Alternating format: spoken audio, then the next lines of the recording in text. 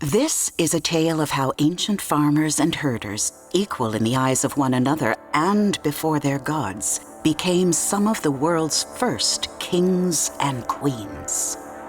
A story about a world where hierarchy, rulers and commoners, haves and have-nots, became the natural order of things. But this is just as much a story about our world today.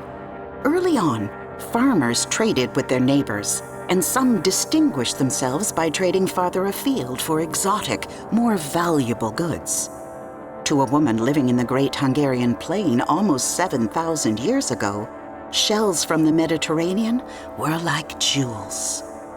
Eventually, they learned to use fire and steam to pull copper from stone and fashion it into tools and jewelry that shone like gold.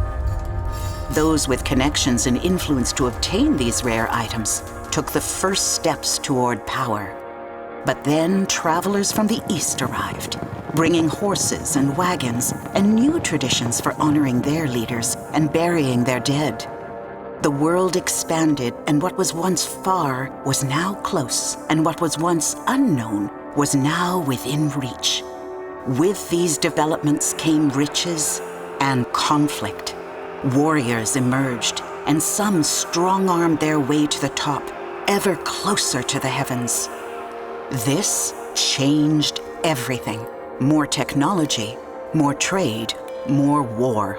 All were tools that helped the elite forge their power and tighten their control.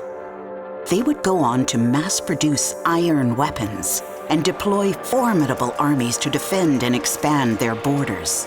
They created a world of royals and subjects, where commoners toiled for the benefit of the powerful. Kings and queens flaunted their wealth. The few held absolute power over the many, and a person's lot in life was determined before they were even born. This story chronicles the rise of the kingdoms that the Greeks wrote about and that the Romans would come to conquer.